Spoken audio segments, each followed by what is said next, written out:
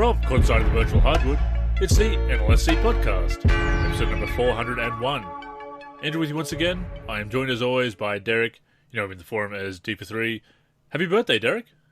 Oh, I'm happy to be here, and I just reached the same age as Carmelo Anthony. So how about that? And he's still playing in the NBA. I always say that I'll consider myself old when I reach the age where professional athletes exited their profession, like certain ones. Like if I remember correctly, well, first off, Tom Brady is playing quarterback in the NFL, and he's 43 years old, right? So I'm definitely not in my 40s yet. So if he's able to do that at his age and play professional football, then I can't consider 43 old, right? Exactly. I mean, that just makes sense. And then I believe it was Jaromir Jagr for the NHL that played until he was like 49 or something, into his late 40s in the NHL. So, I mean, I can't really consider myself that old if there's a guy playing professional hockey or played professional hockey up into his late 40s. So, that's makes me feel a little bit better about my age, I guess. I may be wrong about this because hockey's not my sport, but I believe the great Gordie Howe made a comeback at some point, and I think ended up playing in something like 5 or 6 different decades. So I think even in his 60s, I think he made like a once-off comeback, something like that. And so the age just keeps going up. But I do like that, the idea that as long as there are professional athletes that are playing at that age, it can't be too old. And all of that being said, the day that Carmelo Anthony and LeBron James, of course, drafted in that class of 2003. I mean, obviously that was the year that you and I were out of high school. And when I was actually making roster updates where I was making players like them that have date of birth 1984, that's when I started to realize, oh, I'm not quite a kid anymore. Right, yeah, exactly. And I was just looking up Carmelo Anthony's birthday, and it was like May 1984. I want to say something like that. Also, just a couple other notables. I mean, I'm pretty sure that Nancy Lieberman played a WNBA game in her early 50s. She did, Remember yes. that? Set a record. Yeah. And then Roger Federer is, I want to say, about 40 right now, and he's still been winning tournaments and won a recent Grand Slam and everything. So, yeah, I think that's a good way to look at it. It shows that you're at an age where you can still compete at the highest levels, even in athletics and whatnot, and just kind of be your best physical self and whatnot. So I think it's just a good way to have a positive outlook on, having just another birthday. I did want to bring up something, though. I was talking to you about it a little bit before the call. So Parsec games are still alive and well, as you know, on Discord, right? That's right. And I had Arbat, his name is Arbat33, join the Discord, and he reached out to me. And he said, hey, can I try NBA 2K22 for the PC? Can I try it before I buy it? Because I want to make sure that, it'll be a sound decision to purchase this and whatnot. And I said, sure. And a couple days later, we got together. I was the host. He connected with me. He had no lag. Everything was working great. Like, he had the meter on, and he was shooting jump shots and all of that stuff. So you get into this game, and I can tell he's not used to the new controls. Like, he's not really used to the right stick dribbling and all of that stuff, and he's getting better throughout the game, but you can tell it's kind of an adjustment. So we played actually a full game against each other, and we got done, and he told me that that is the first NBA 2K game that he had played since the one with Kobe on the cover, which was NBA 2K10. And he said that he was monumentally disappointed in 2K22 for the PC. He thought they would have made more strides, and it sounded like he really just didn't enjoy himself with the game. And it got me thinking about so many conversations we've had on this NLSC podcast, talking about how the newer games just do not give a great first impression. And a lot of that just has to do with the feel of the game and, all the canned animations and, the hunched over running in some of the recent games and, all the sliding and the lack of control and the speed momentum issues, the pace on default sliders. It just does not give a strong first impression. And if you've been away, and you know this, if you've been away from these games for a significant amount of time and you jump into one of the new games, you can be like, okay, listen, this game is not as good as a game that I played a decade or more ago. So I just thought that was pretty telling, his impression from playing it, and he's not buying it. I mean, a lot has changed, and it's a lot to take in. All of the changes to dribbling, to the offensive controls, of course. You go back to that 2K10, 2K11 era. Even doing something simple like posting up or spinning out of the post is done very differently to modern gaming, which is very reliant on the right stick, of course. But even so, yeah, I'm not that surprised by it. I'd be more surprised if he said something like 2K14. Well, of course, the PC version of 2K14 is the same as the prior gen version. What was then prior gen version, of course.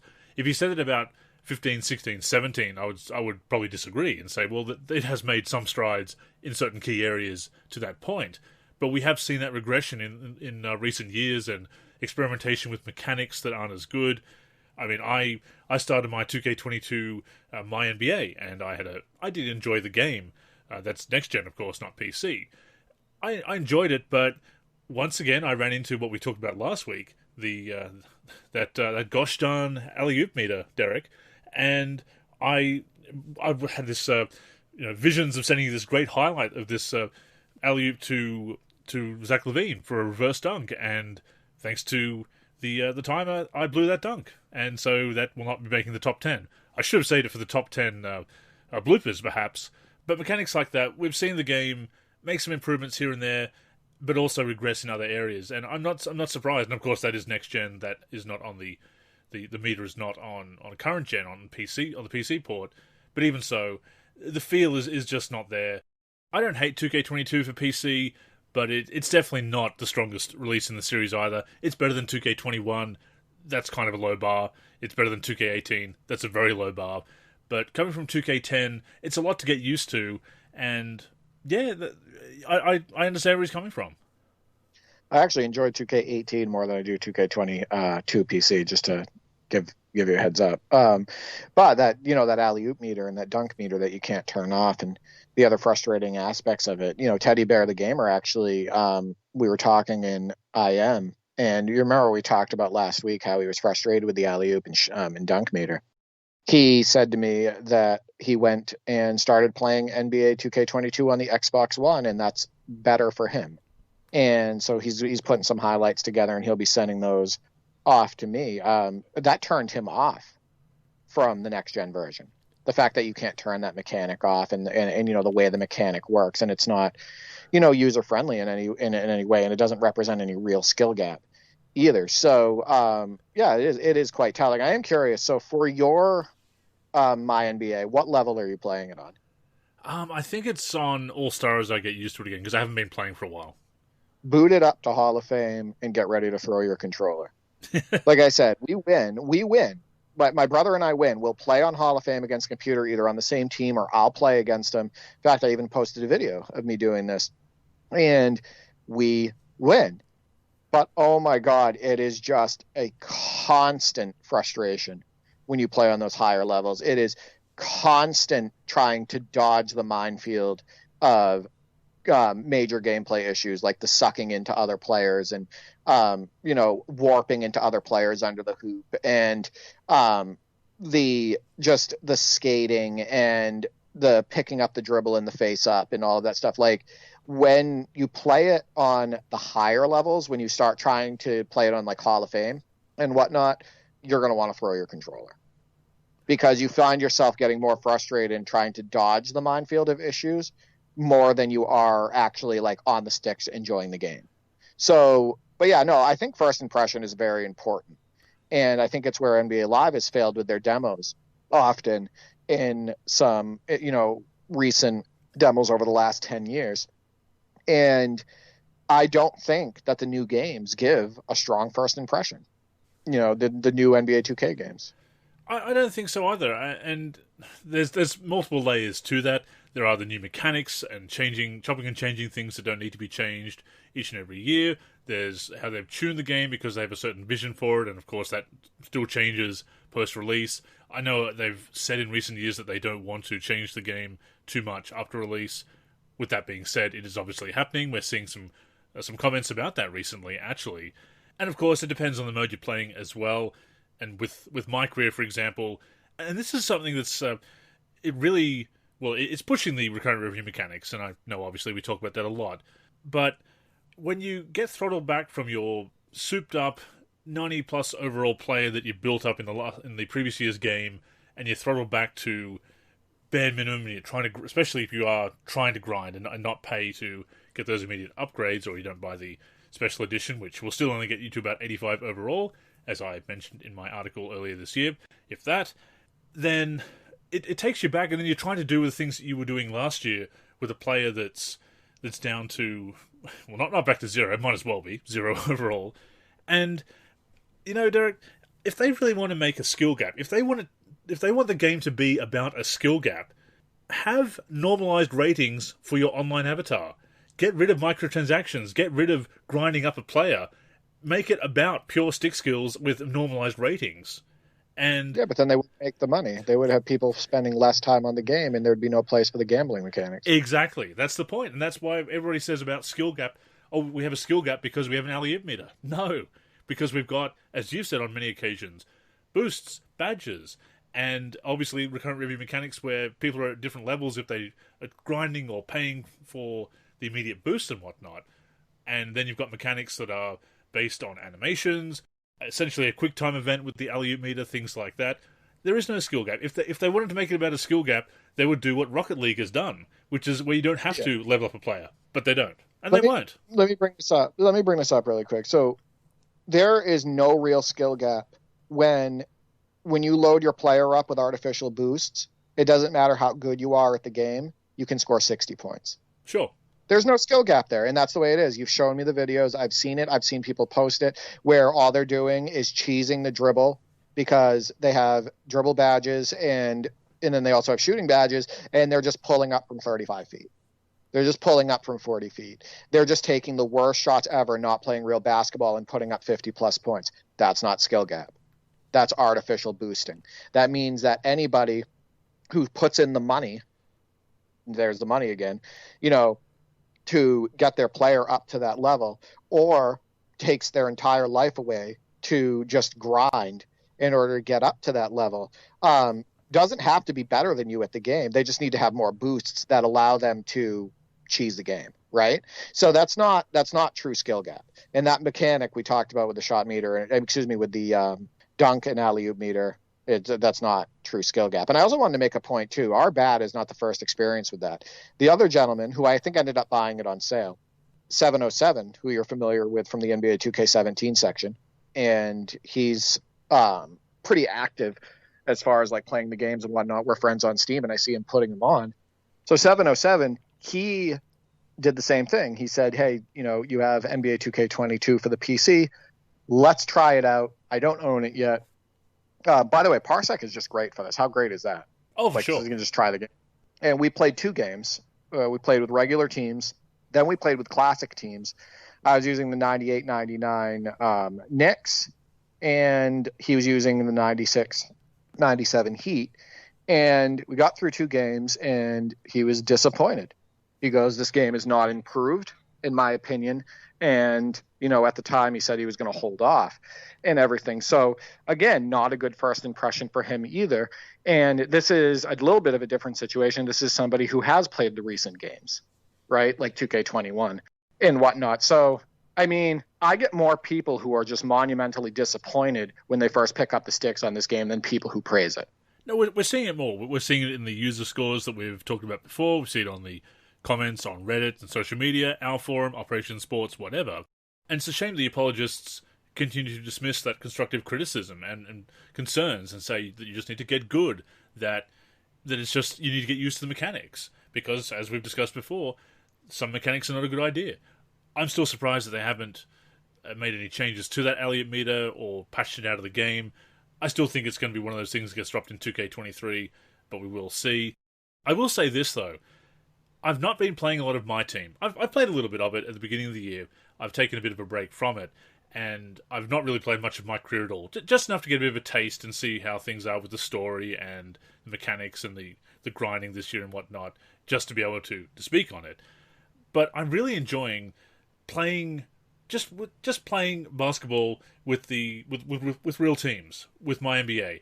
That was very refreshing, and I can see that's probably going to be the mode that I play the most of this year. Finally, after years of wanting to get back into it, and it really emphasizes to me just how much I was working to have fun in previous games. And my team, I'm set up to have some fun with it here and there. I've got a Michael Jordan card on PC and PS4/PS5 because those are connected, of course. So I can have some fun with that. I'm not really that bothered of building up a huge collection or doing the daily bonus or anything. It is a great idea to do that if you're really getting into my team, to punch in every locker code you can and to be on that grind. It's what you need to do. But I'm kind of sick of that. I just want to jump on and play and enjoy virtual basketball. And whether it's been my NBA in 2K22 as I played this evening, or playing some Live 06, which I've obviously been doing lately, or Live 10 or 2K14 recently as well, I'm just enjoying that. I'm enjoying not having to work and to worry about building up virtual currency and other in-game currencies and tokens and MT and everything else. You know, it's... Maybe I'm getting too old, Derek, and this is too much... this is too complicated for me to have so many in-game currencies. But no, I don't think so. I think it's just too much of a grind. I just want to have some fun with games, and it's getting to the point where you have to work and to budget and to do too much non-basketball things. And that, I don't find that fun anymore. I think it has everything to do with age. I think a lot of the younger crowd is frustrated with this as well. And I see a lot of complaints from the younger crowd about the grind and about how the pressure to spend money and the pressure to, get all of these artificial boosts and be able to up your rating and everything in order to compete. So I don't think it's just to do that with that. But, we're busier. We both have, our full-time jobs and whatnot. And we don't have the patience to do it, or interest to do it either. And that's perfectly understandable. I will just say this, keep it on All-Star.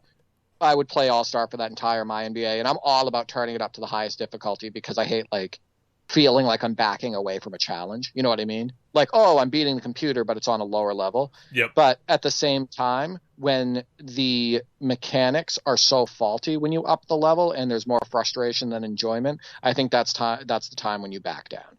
That's the time when you change it and change your ways. For us, I told you this before the call, my brother and I are 67 games into our MyNBA. We won our 67th game last night against the Hornets. Again, this is just a Legends MyNBA on Hall of Fame. Now, here's the difference. We'll play our MyNBA on the hardest level with Legends. Why? Because all that we're doing throughout the entire season, we know we're going to win every game.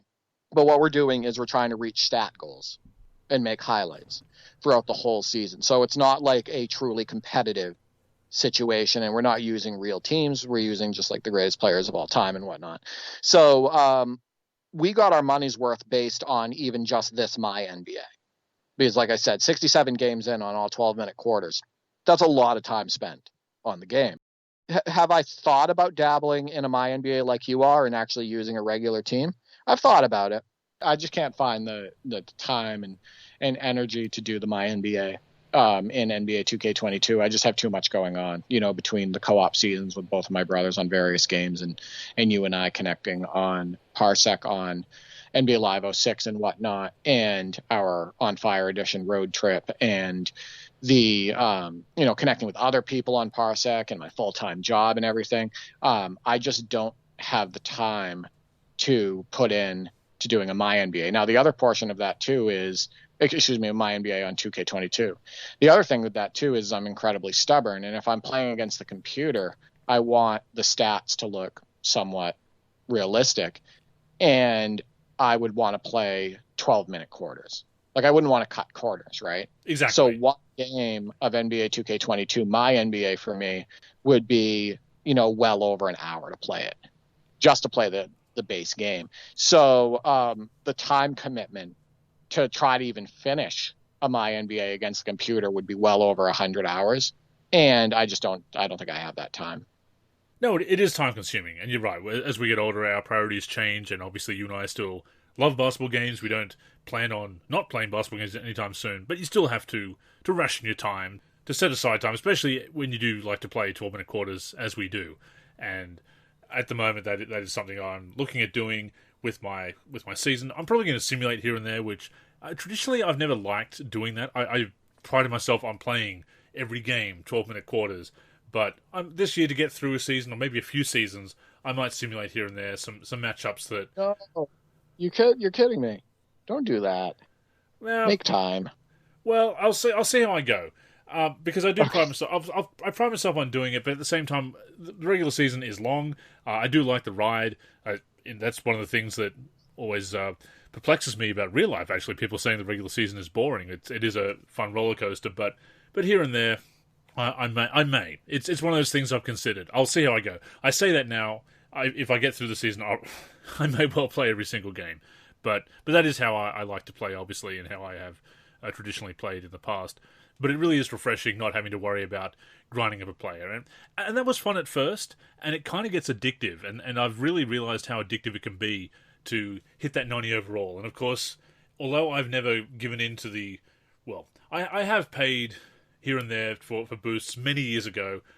I have sometimes with my team not spent a lot on it. Probably no more than $20 in all the years that I've played my team, which is still $20 more than I would have liked to have spent, but nevertheless. So I've avoided those. I've basically got no money spent for many years now.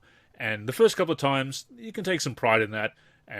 But you do fall victim to, oh, look, and I level up, and here's my rewards for getting to this level, and I'm able to see the bells and whistles when I get to a new level, and get the new rewards that you unlock on the road to 99, or when you get up to a certain MyRep level, etc., depending on the reward system in the different games. And after this many years of doing that, and of course also now that I'm not playing with people online, and I've not even really want to get on there with randoms, definitely don't want to get there on randoms in the rack anymore, I really have no incentive to get on that grind.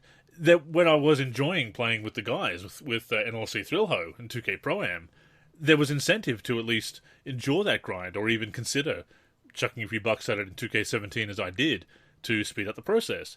Not anymore. So I'd much rather play my NBA or other games, such as the co-op season we're looking to get into in 06 that we mentioned last week. Well, there's two things. One, instead of simulating, just to go back to that really quick, I would rather, just so I played every game and took part in the whole process, I would rather do a 29-game season at that point and say, you know what, I took part in the entire season and played through the playoffs, because a 29-game season is far more attainable for somebody short on time than 82 games. And then you don't have to worry about simulating and getting losses that the computer just decided you were going to lose. Right. So like, that's my opinion on that. I did want to point something out to my brother, and you may feel this way as well. My brother and I were talking about this last night as we finished like our 67th game in my NBA. Doesn't it feel like the game's been out for like 8 months? It does. It is unbelievable that NBA 2K22 has only been out for a couple months, and it just feels like it's been out forever. It's just wild to us, both of us. We were like, I can't believe that it's only the beginning of November here. And it feels like 2K22 has been out forever. And we were, one of the things that I proposed is a reason for that feeling is because in many ways, it just feels like an extension of NBA 2K21, right? Because the graphics are so similar and the gameplay is still so similar to NBA 2K21 that it almost just feels like we went on a continued cycle. So I don't know if that's the reason or what, but yeah, it just feels like the game has been out forever.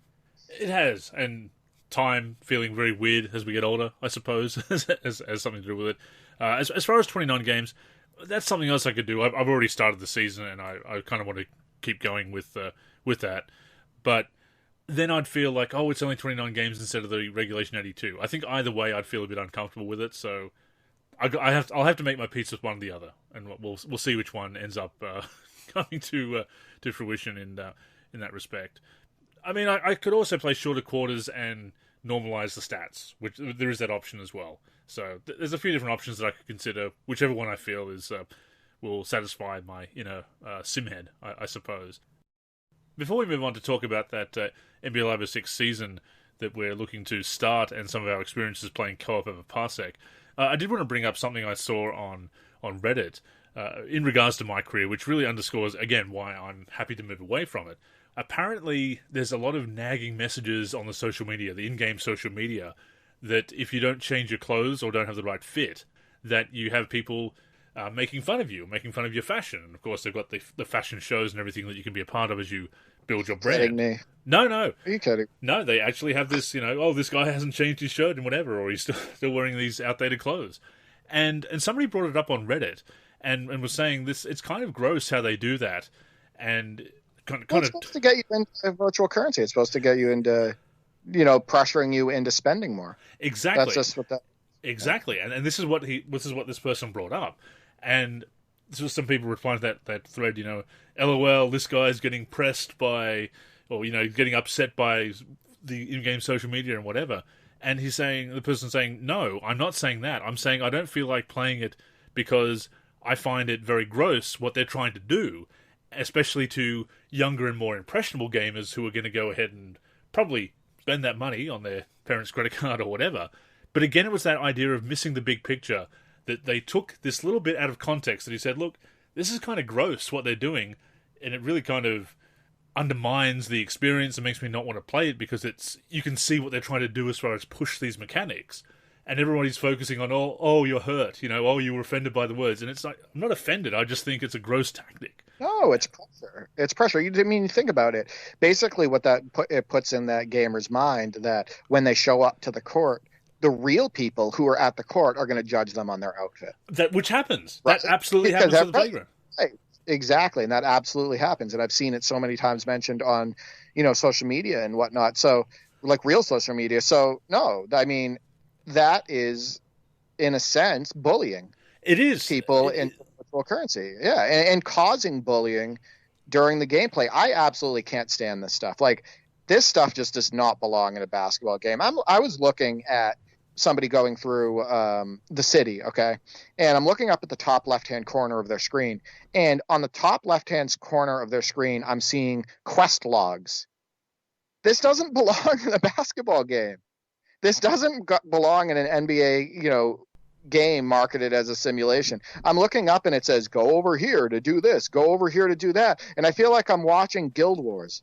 Like I'm watching Elder Scrolls Online, or I'm watching RPGs. This doesn't belong in a basketball video game. It's ridiculous. Yeah, it's going further and further away from hoop.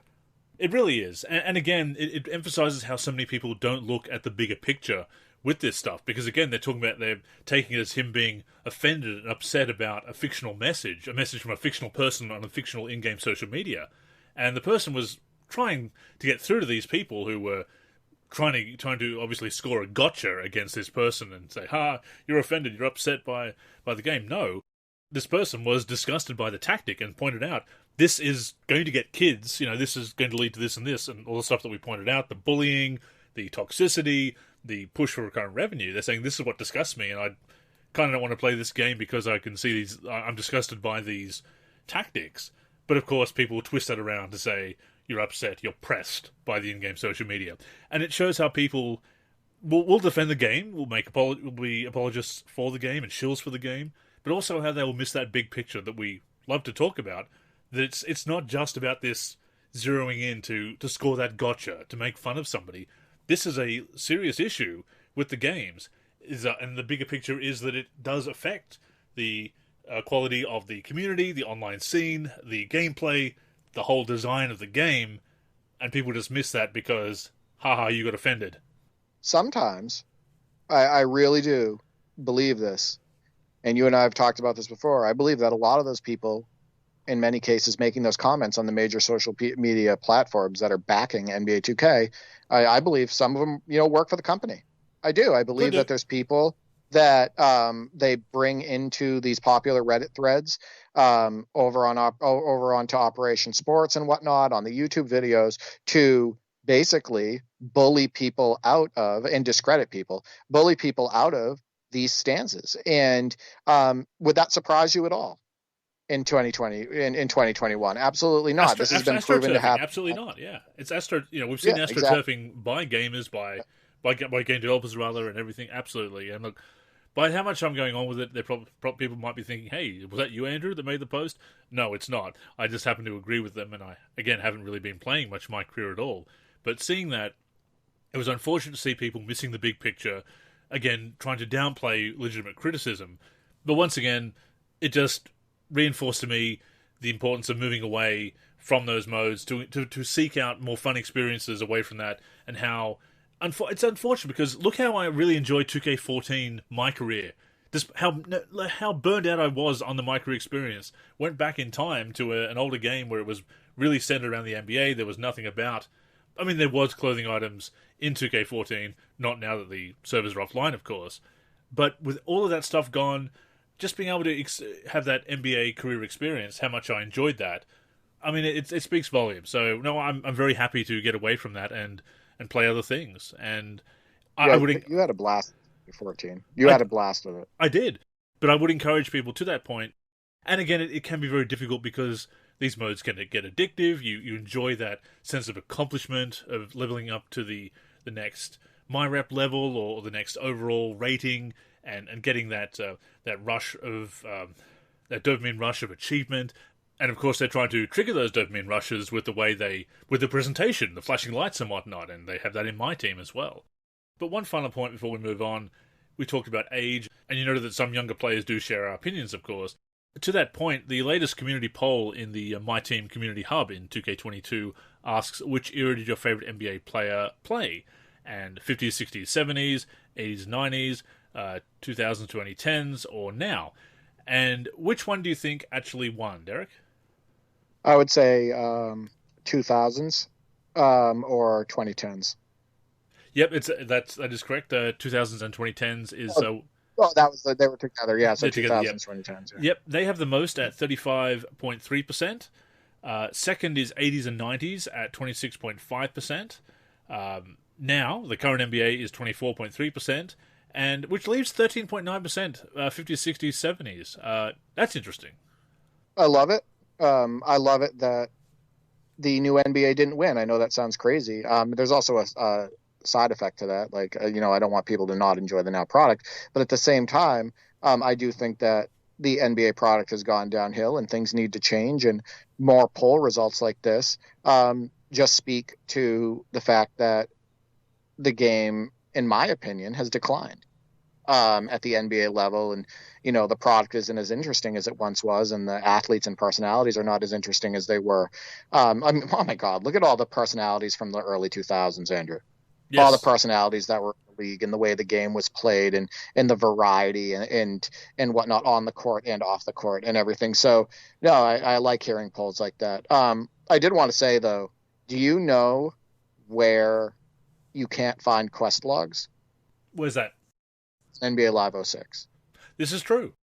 Just so people understand, like we had talked about on prior podcasts, Andrew and I are trying to start a NBA Live 06 Xbox 360 season co-op, and we did a test game using the Orlando Magic, and we're playing this over Parsec. Some more advertising for Parsec. There we go. They don't pay us, people, but they could. And we found out while we were playing co-op on NBA Live 06 that there's an irritating aspect of it. Yeah, a very strange approach to the. I remember at that time they were introducing some off-ball control, off-ball moves, and you can make some nice spins and cuts and jukes and fakes and whatnot with the right stick when you are controlling off-ball. But there's a strange when you're playing co-op, there's some strange issues there, as you said. And the main thing is that when you were passing, because you were locked on the point guard for the Magic there, and so when you passed to me, no problem. But when you passed to a player that I wasn't controlling, instead of me switching control to them, the CPU continued to control them, which wouldn't be so bad if the AI in 06 was a little bit better than it was, and would be even better if I could just hit pass to switch to them. But when I hit pass, it calls for a pass to the player I'm currently controlling, passes to them, and switches my control to the player that's just made the pass, which is really not the way to implement those kinds of controls with player lock and co-op play in a basketball game. So that was strange. Obviously, it's something we can work around. And if you icon switch, if you direct switch, as they called it in NBA Live at the time, you can switch to the player that is the CPU player that is handling the ball at that time without calling for the pass and then switching for them. Again, don't know why they did it that way, but it was a flaw, and it does emphasize the need to have those basic mechanics working correctly, Derek. But I suppose maybe around at that time they were looking more at people not playing cooperatively but competitively, and maybe it's the start of that. And you can see, obviously, at the same time with their season mode and dynasty mode, they weren't having co-op play in that as well. You could play co-op, but you couldn't control multiple teams. So they were really looking at either competitive or solo play at that time with NBA Live. And I think a lot of games over the years have made those mistakes where they haven't really catered to be able to play them all the ways that people would or could play them. My brother and I played the Live 06 PS2 version, like I was telling you, and that issue does not exist for co-op.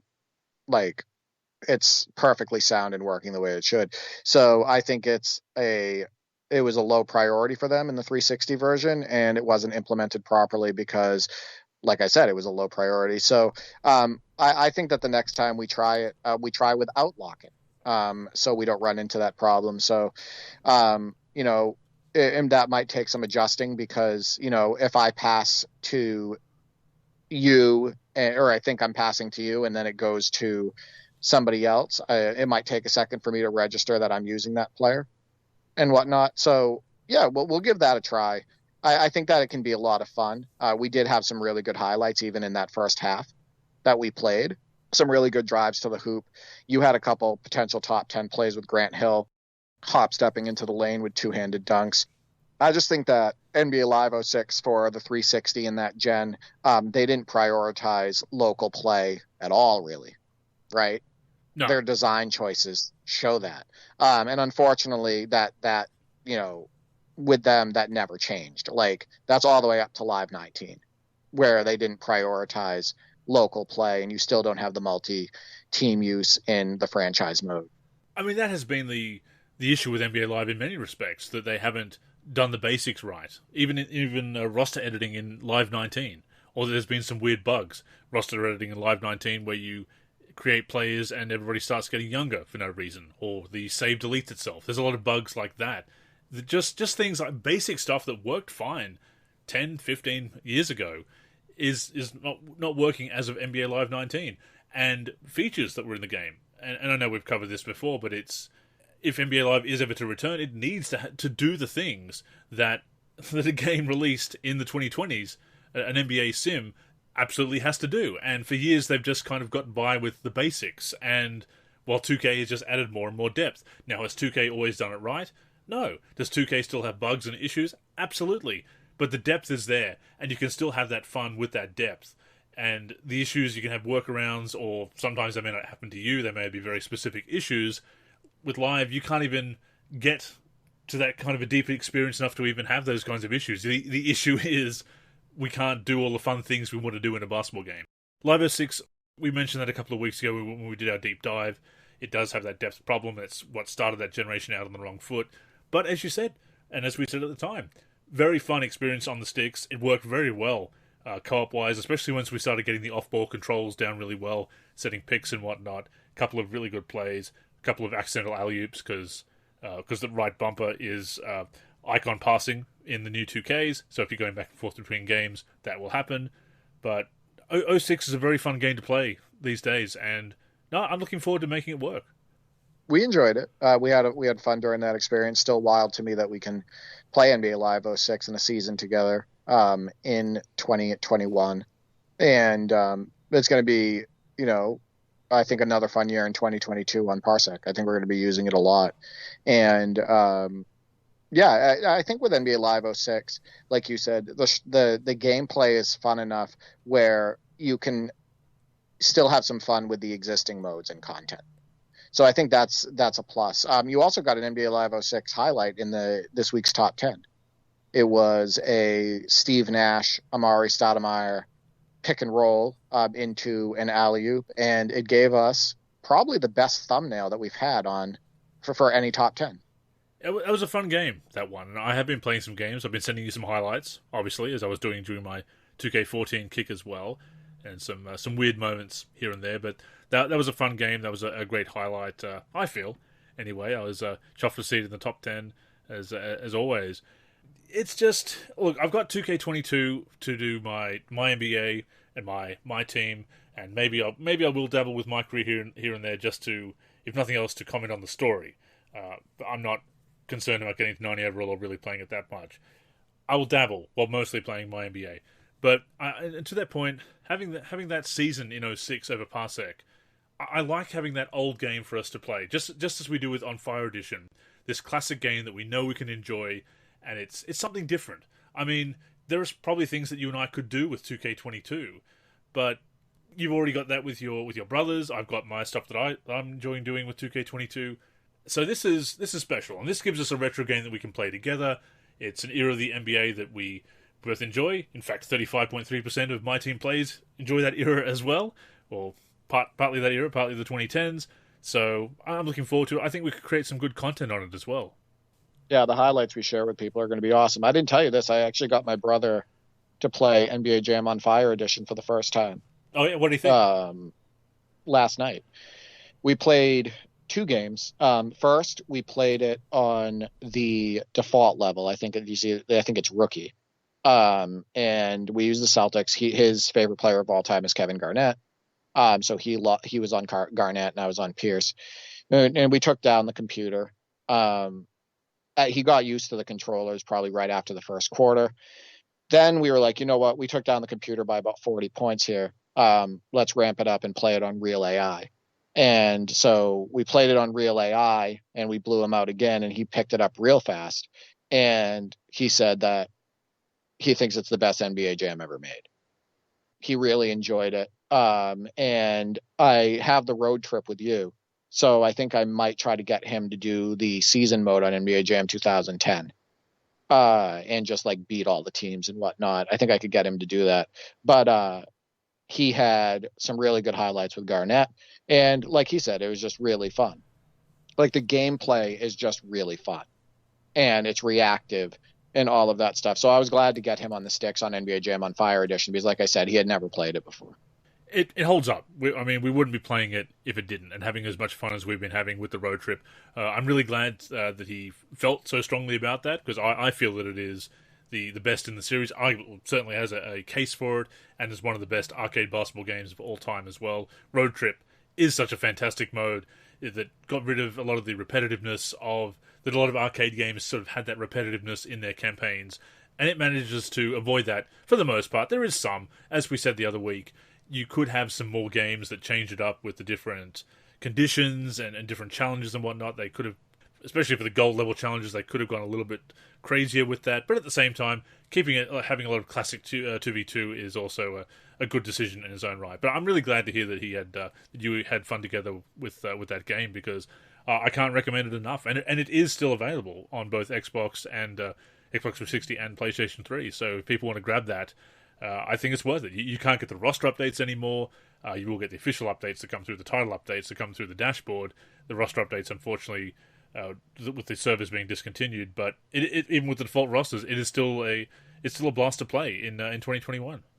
You played on the Series X, actually. You and I play on the Xbox One where I have it, and then him and I played it on the Series X because we already had it hooked up. So, I have it on both because I'm crazy like that. But yeah, I think it was fun. And you also had an NBA Jam on Fire Edition highlight make the top 10, which was a rebound by stretch when we were using the street team, a spin move into a crossover, which staggered your defender into a 360 one-handed jam. And I thought that looked really cool. And obviously the fact that it was the street team, it made it extra special. So unfortunately, it couldn't be number one because VF Baller just had to submit a Bulls versus Lakers highlight from Sega Genesis, where Jordan is in the passing lane and he gets a steal, and then he finishes with a loud one-handed jam following the steal. And how could that not be number one? If you're bringing Bulls versus Lakers to the top 10 and sending me that highlight, you win. I'm not mad about losing the number one spot to that. or I'm not mad about like everybody else. I'm not mad about my spot in the countdown. It's just cool to see the highlights in there. I know I send you a lot of highlights. Starting to post a few of them on the NLSC socials as well. And to that point, I put a Travis Outlaw one out there. Of course, Travis Outlaw, a video game legend for us. Yeah, it's hard for me. So he played amazing in that NBA Live 10 game that you and I played. That was really fun, by the way. I miss playing those Live 10 games that we were playing.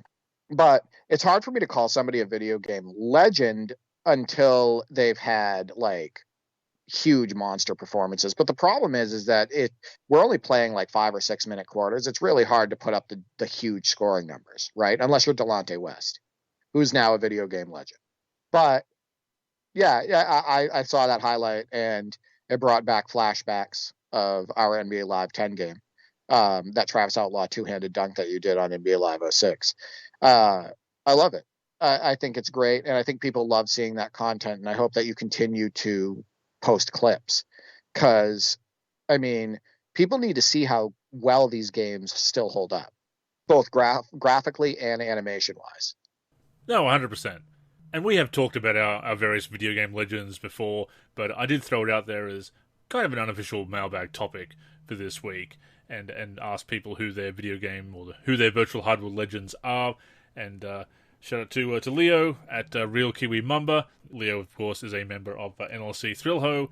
In NBA 2K20, Tyson Chandler in his My League was a hardwood virtual hardwood legend for him. Kenny at Kenny Young. That is, of course, Kenny of the NLSC team. Andrew Nicholson and Aaron Aflalo, Supersonics legends in his 2K17 My League with the expansion and bringing back the Sonics, and also Josh Childress in NBA Live 06 and 08. Josh Childress, I just got to interrupt this. Listen, Josh Childress gave us nightmares. My brother Mark, Josh Childress, big fro and all, in so many different past video games, was like Julius Erving on steroids. You drive to the hoop with Josh Childress and you are posterizing people and he's throwing up threes like he's Steph Curry. Like Josh Childress is just dominant in past games. And his fro, I swear, it gave him an unfair advantage. Like he was just that much taller and dominant. Maybe about 7 foot. You talk about the original stretch. Right. And also shout out to Daniel of Louisville on Instagram who responded, Adam Morrison, NBA Level 7 original Xbox.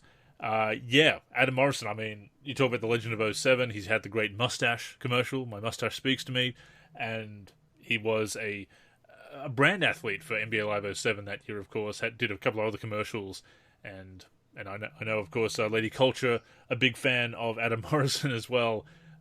Adam Morrison, absolutely a virtual hardwood legend. The thing about Adam Morrison is you could use him like Larry Bird. So on the Xbox version of NBA Live 07, defense really doesn't affect good shooters. So we noticed that when we were using Larry Bird and trying a legend season, my brother and I, a guy is right in your face, he's contesting you, and you can just shoot on him and just make it over and over and over again. So I'm not surprised to see that hear that about Adam Morrison. Same thing like I've talked about on past podcasts with Keith Van Horn and Pat Garrity. It's like those guys, defense just doesn't affect them. Walter McCarty too. Like, just throw it up there, defense right in your face, it's in. My brother had over 100 points with Walter McCarty in the older live games just because he just couldn't miss, even with defense on him, and he was just shooting all over the court. One that stuck out to me that was mentioned was Aaron Aflalo, who, again, is just way overpowering in so many past video games because they made his dribbling good enough and his quickness good enough and made his dunk too good, kind of like they do with Tim Hardaway Jr. in the newer games. And he can also just knock down threes at like a Ray Allen rate. So, yeah, Aaron Aflalo, that sticks out to me as well as a guy who I've definitely been torched by in the past, and he's kind of a video game legend. And, of course, Pat Garrity on that Magic team that we're looking to use in Live 06 360. Yeah, I like that Magic team. We noticed that Dwight Howard is a little bit underwhelming, and that's because it's baby Dwight. I tried to put him at center with Hito Turkoglu at the power forward spot. That way I could jump over to the point guard with Francis and have Augman at the two. But Dwight Howard, headband and all, it's weird seeing him wear a headband in that game. But he's a little bit underwhelming in the game, like throwing alley-oops to him. He doesn't really throw it down a lot of the time. He'll finish with a layup. He's not very effective on his spin moves, etc. So it'll be interesting. I'm wondering if we should just keep Calvin Cato as the starting center and keep Howard at power. Well, I think the real strategy here is to take his headband off and to add the armbands. That'll get the job done. Wait, can we? We can edit that, can't we? We can. In that game, we can take his headband. We can. Yeah, we should take his headband. I just don't like it. It doesn't look right. It doesn't look like Dwight Howard with the headband on. The one thing we need to be very careful of when we edit players in NBA Live 06 for 360 is in edit player not to change the team they're assigned to. Because when you do that, if you accidentally assign them to a team or try to assign them back to the team that they were on and it gets saved, it will put them in the center spot, overriding the player that's at center and cause that duplicate players glitch that I've talked about before. So I found the cause of that. Unfortunately, there is no fix for it. Once you do that, you have stuffed your roster up. But, well, at least I found the cause of that glitch so I can be careful and avoid that, Derek, and make backups. But, again, at least I know what to avoid if I'm messing around with the rosters, which I did, as you saw the screenshots that I sent you from the various scenarios that I set up. Nothing is more important than making backups. Absolutely. Especially if you're a mod or you do that. I tried to create Charles Barkley in the create a player feature. On the court, he looked really good, actually. It almost sparked me to try to create the dream team for us to use. But the create a player feature is still just too limited. As I said in a previous show, it's strange that there's a lot of depth to it, and yet it doesn't pan out. Like there's some pretty good morphing tools on paper, but actually trying to get a realistic-looking player, and of course, at the time, they were doing the best they could, but compared to the current creative player, you can really tell creative players look created, do they not? Their facial features are very clearly sculpted fake players. Right, but I think that the saving portion of that for the Barkley, which I did keep, is on the court when there's not close-ups. Like he's passable. Like his body type and all of that stuff. Like him going to the hoop and throwing it down looks pretty good. Then when they do the cut scene, that's when there's the problem. And you're like, okay, yeah, this doesn't look enough like Barkley to pass. It really looks like a creative. Yeah, during the introductory cutscenes, number 4 for the Rockets. Oh, that's hello. It's roster player again. Hello, nice to see you back. Number 4. Number 4 roster. You player. choose that Barkley. People don't realize though how great number 4 Charles Barkley was with the Rockets in 96-97 before he got hurt. I think they were something like 28-3. They started off the season or something ridiculous like that. They did, yeah. And Barkley was healthy. And I honestly believe the Bulls in 97-98 were vulnerable. And I'm a huge Jordan fan.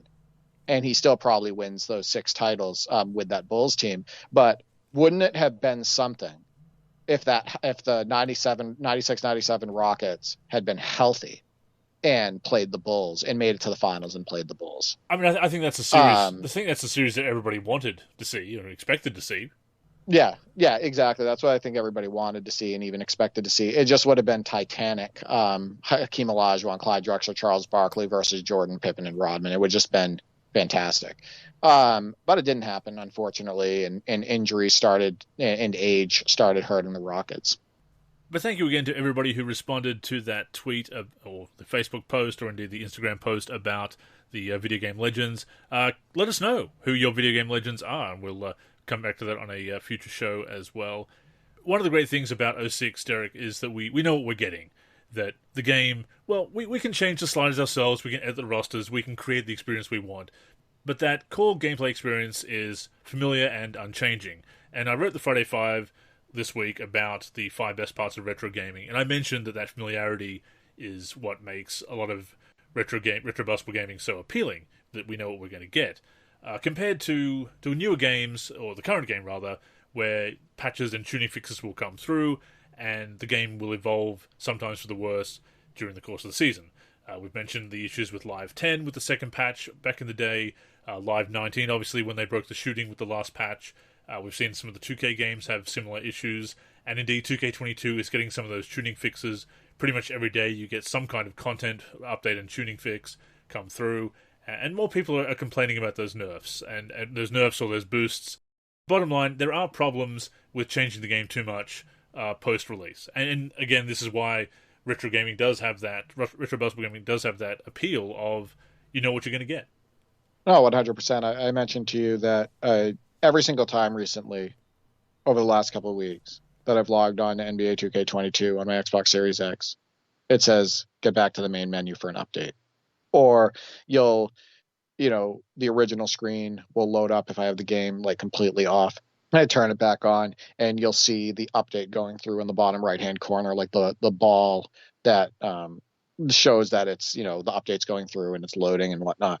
And even when they don't announce, I think this is what's also frustrating is they're constantly pushing through updates and tuning fixes and all of that stuff that they're not announcing, right? There's constant updates being thrown out there that don't get grand announcements like, hey, a patch 1.12 or whatever has been released. It doesn't get that. It's just like an update, and you don't know what it is, and you don't know what might be broken, and you don't know if your roster is going to be corrupt, and you don't know how the gameplay is going to be changed. It's just something that they just pushed through. I blame this in a large portion on the online scene, which we talk about how they cater to people complaining, but at the same time, on the online scene, because of all the mechanics involved in it and how they want to nerf some things and all of that stuff and change the way people are playing the game, you see more and more patches and more updates. And the majority of those updates that happen for the online scenes, whether it be, for my career or, you're playing in the park and all that stuff, it impacts the other gameplay modes because it's patching the on-court action and the way you handle your players, etc. So, yeah, I mean, it's really nice to go back to the older games because, like you say, you know what you're going to get. And that's one thing that I miss about playing games coming up, through the 90s and in the early 2000s, up to even 2010, 2011, etc., is the fact that you knew that out of the box experience that you first got your hands on, that gameplay is going to go unchanged. Like that is what you're going to get. And then you can get used to that gameplay and just play it throughout its cycle. All of these patches are ridiculous. And I also think it speaks to a bigger problem. I think if you have to be patching your game this often, that is a major red flag. That means that it was released with a lot of issues, right? Because otherwise, why would you be patching it constantly, sometimes daily? So I think it's a red flag that over the last few years, it's just been constant patching. It's the bane of modern, not just modern basketball gaming, but modern gaming in general. The day one patch, that when the game goes gold, it's really not that ready. And it speaks to the sophistication of games, the depth of games, that there's so many moving parts, that the games are destined to launch with more issues. And of course you have less than a year to really work on these games when it's an annual release like an NBA 2K. But yes, it is an issue to have that you expect to have that day one patch. You expect to have at least 5 or 6 really major updates per year. It's a double-edged sword. I mean, back in the day, we had to beg and petition for patches to be made, and even then, they would only address a few issues here and there. I think they have been able to address more issues post-release, obviously push through content, which is great, not just the live service content, but even just things like roster updates and likeness updates, and have been able to address some major issues where back in the day, it would be a case of, hopefully they fix that in the next game, where there's at least a chance this year. But the downside is, again, it's a double-edged sword. The downside is breaking things when they fix things, because that is the way software design works, unfortunately. But also the changes to gameplay, like you say, and focusing on one mode, the most popular mode, maybe admittedly, but there's still people playing those other modes as well, and they suffer for it. There's pros and cons to both approaches. I do like that there's at least a chance that major issues will get addressed before the next game comes out. Back with Live 10, for example, you had the second patch, which kind of ruined the game, and then that was in December or January. No more patches for the next 6 or 7 months. Then, of course, no new game for 3 or 4 years after that as well. So that's a whole other issue with NBA Live. But yes, too many patches.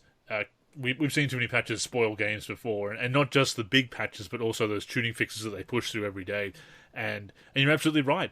Even if it was just a quick note on Twitter from Baluba or another rep for 2K, it's something that people really need to know about because it does affect the meta, which is obviously a big thing for the My Career and its connected modes, or even just basic core mechanics.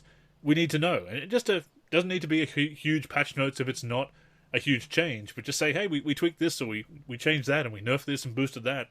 It would really help. Also, this whole thing about skill gap, which absolutely drives me nuts because there isn't a real one really in the game, especially on those online modes and whatnot. All of these patches also ruin any idea of skill gap because basically it's changing the base gameplay experience and either, altering some of the artificial boosts and altering the ability to get steals, altering the ability to do certain things, get blocks in certain ways, all of that stuff. The gameplay, again, dramatically changing. And, somebody who was, not doing very well with the game as it was by default, all of a sudden after these patches ends up being a superstar, not because they got better at the game, but because the game patched, right? Exactly. Because they changed, they altered the gameplay experience. So again, it's ruining that idea of skill gap, and that's why I can't stand this stuff about Sim Nation and skill gap and all of this stuff that gets constantly marketed and pushed for NBA 2K, because when you actually look deep down, this is the least amount of skill gap we have probably had in NBA 2K's history because of the game's mechanics, because of all of the artificial boosts, because of all the patching and all of that stuff. There is a much bigger potential for real competition and real skill gap in many prior games. And it comes down to the voices that they're listening to, the people that have that feedback. And we want them to listen to everyone, and everyone has their own ideas and is welcome to put them forward. It would be quite egotistical for us to say that only we know what's best and that nobody else should have a say. We're not suggesting that. But you do see other people mentioning this on social media and Reddit and whatnot, and in forums, that they unfortunately do listen to people who are not trying to get better at the game. And I know that's going against my usual pushing back on the get good argument. But certainly there is a learning curve when they do add new mechanics. But a big problem, especially with the online modes, is that at the beginning of the year, everybody's in the same boat as far as not being powered up yet and not figuring out the meta and not having the boosts. And then the online scene does get ruined eventually because everybody works out the meta and works out the build that works the best, and everyone's putting out those build videos and everyone's contributing to this homogenized experience. And again, not to beat a dead horse, but it is why we don't proclaim a game to be the best ever 2 weeks in, because there are still issues that they're figuring out, bugs that haven't been discovered yet, a meta that may be broken within a month, which it kind of has been. So, and again, we have people that are complaining about this and that, or they want to have cheesy tactics, and they're the ones complaining the loudest. So 2K backs off that initial stance with the balance and whatnot, and the balance gets ruined as people both discover the meta and put the pressure on. So it is unfortunate when that happens. I want to point something out though. You mentioned, everybody starting out at, rock bottom or whatever on the game and doing that. Is everybody really experiencing that together? Because that's not the case from what I see. Not everybody is. In fact, those people who pony up that money and who spend more money on the base game and everything are absolutely not starting at the bottom. So yeah, it's not, and that's part of the problem here, isn't it? Because what happens is it's that thing where people now know and expect that if they don't pony up the money at the beginning and they don't spend that extra, that they're going to be at rock bottom, while those people who are quote unquote actually having more fun with the game have put that money forward. That's part of the experience, right? That's part of what NBA 2K does. And it drives the meta, it drives the competitive scene. Of course it's going to influence that. It's going to set the competitive balance. The people who are either grinding ridiculously hard because they've made that into their job, or they don't have the other responsibilities that people do. And again, no matchmaking, a lot of other issues there. I mean, you can get used to those changes to a certain extent, and even in the offline play, sometimes you can adjust sliders, unless you're, playing My Career, NBA side of My Career, or MyTEAM. Another issue that I think we really need to highlight with the patches is when they break saves. I believe it was BB8 Tech Dad on Twitter brought that up. He lost his some of his roster saves, or was it his Well, he lost some of his saved data when the patch came through, and that's unfortunately still all too common. Yeah, I saw a lot of social media posts on that, and the people reaching out to support, and support wasn't able to help a lot of them, which is unfortunate. In my case, at least, I was able to get it back. However, my rosters, the couple that I had been working on and messing around with, those I was not able to get back. Those were still corrupted, and was unable to open those. So, yeah, I think that all of these patches, what they do is they can break games like they have in the past. And we talked about how they broke NBA Live 19 shooting, right? And whatnot. So it's not just 2K doing this; it's EA Sports NBA Live as well. So yeah, I'm not a fan of all the patches. I wish there was the base game that we got, and you deal with what you got, what you get. It shouldn't have this many issues by default, and it shouldn't need this many patches. Let's put it that way. And it's also the double-edged sword of the digital platforms that we have. On one hand, updates come through automatically. We don't have to worry about seeking them out and downloading them from an official site or a mirror, as back in the day. The downside, of course, is that you have to work harder to not get the patches. On PC, you have to back up the executable file. On console, you would have to uninstall the game completely and then make sure you never go online with the game to get those updates. So again, it's easy, there's convenience to it and streamlines the experience in one way. But again, if you want to have that unpatched game, as you could back in the day, if you just didn't like the game as patched and wanted to play the original vanilla out of the box version, now that's not possible with all the digital distribution and whatnot. Right, exactly. I mean, you and I are all about physical copies, right? For the most part. Absolutely. So I'm going to try to stick to that. I wasn't interested in the Series S because it didn't have a disk drive. So I ended up getting the Series X and whatnot. I think you and I will always be old school like that. And, I am glad that I am that way. I mean, I've got access to Netflix, but I still bought the Last Dance on Blu-ray because I like having physical media. Yeah, I guess the Rocky IV director's cut, which my oldest brother saw, he actually went to the one night showing in the theater because he's a huge Rocky fan. As am I. I love those. The Rocky movies are some of the best ever made. I guess that I want to get my hands on the physical copy of that so I can see all the scenes that were in the original director's cut. I think that would be really fun to watch. But that is the bane of modern gaming. There's obviously advantages to it too. I talked about the best parts of retro basketball gaming in this week's Friday 5.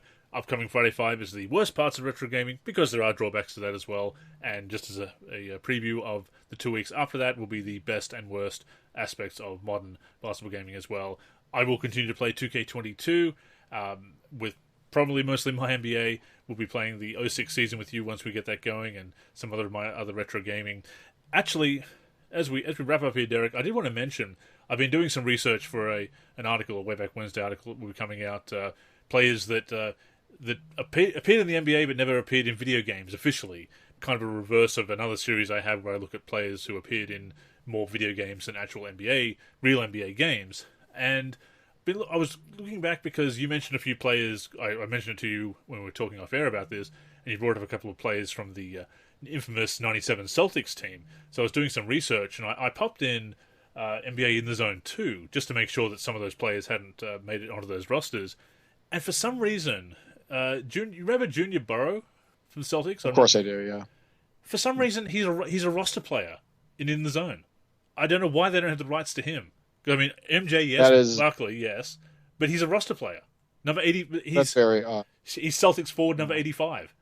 Why? I don't know. You got to include Brett Szabo, though, in that article. He actually started a handful of games for that 96-97 Celtics team. They acquired him a little bit later on in the season. I actually showed a few highlights of him recently on Twitter, and it's the only season he played in the NBA.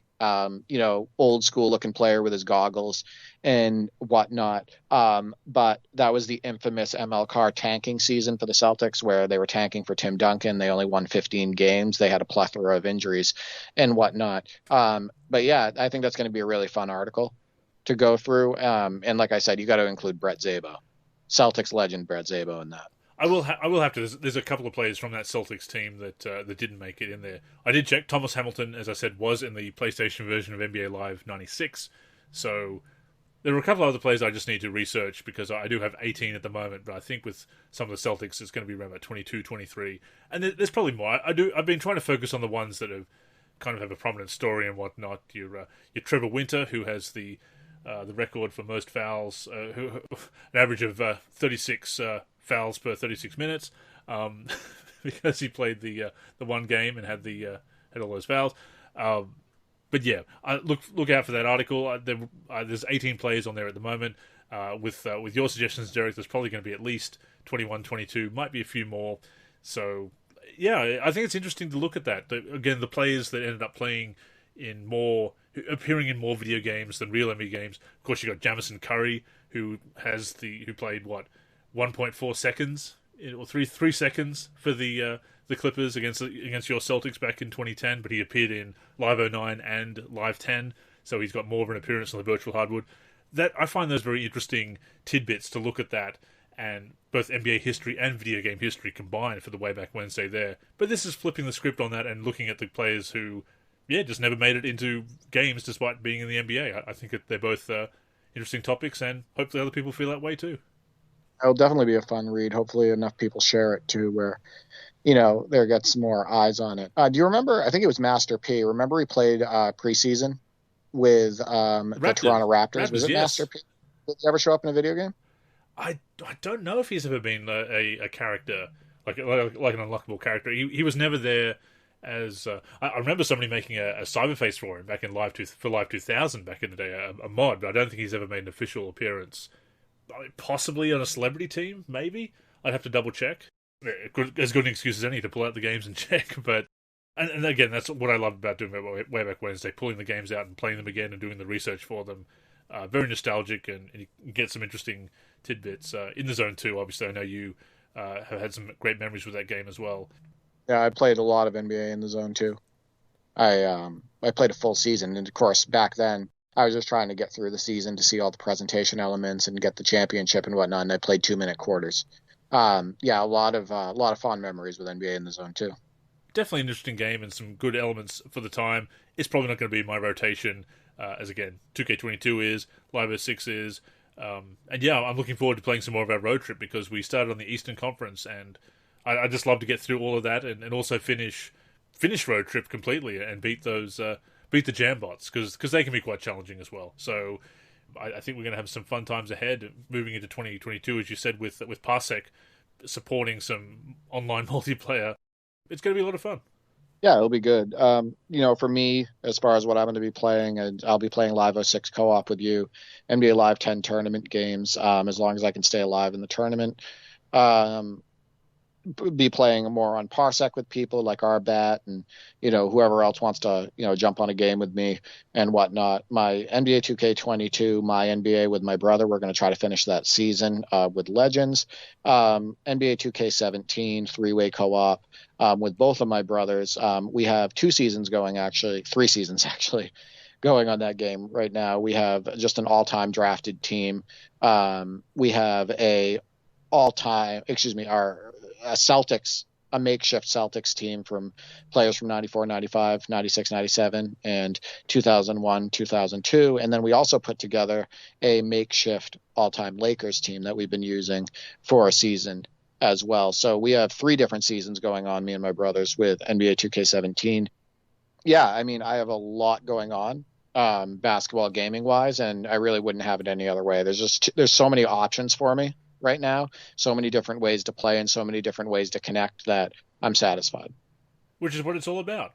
We do have our criticisms, obviously, but we do enjoy our time on the Virtual Hardwood. But that has brought us to the end of episode number 401 of the NLSC podcast. We thank you for tuning in. We hope you enjoyed it. Please feel free to let us know what you're playing and share your stories of the Virtual Hardwood and, of course, your Virtual Hardwood Legends. The NLSC podcast comes out every Sunday, of course, on the NLSC, nb-live.com. We're also on all the major podcatching apps and platforms, Apple Podcasts, Spotify, Stitcher, Podcast Addict, just to name a few. On those platforms, search for NLSC Podcast, look for our logo, and that will be us. Or keep streaming it on the NLSC, of course. As we always say, as long as you're tuning in and enjoying the show, that is the main thing. And so that we can keep the conversation going, and of course, make sure that our content gets to you, we'd love to connect with you on social media. So Derek, what are your handles and any of the final words you have this week?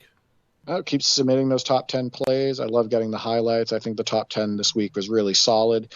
Love seeing new submitters. I get them sometimes on the NLSC, so definitely keep that up. And obviously, thanks for listening to the podcast. You can reach me on Twitter, where I'm the most active at D4384, or my gaming channel at D43G. I am on YouTube, D43, and I'm a team member over on the NLSC, D43. I am Andrew in our forum, and Andrew NLSC on Twitter.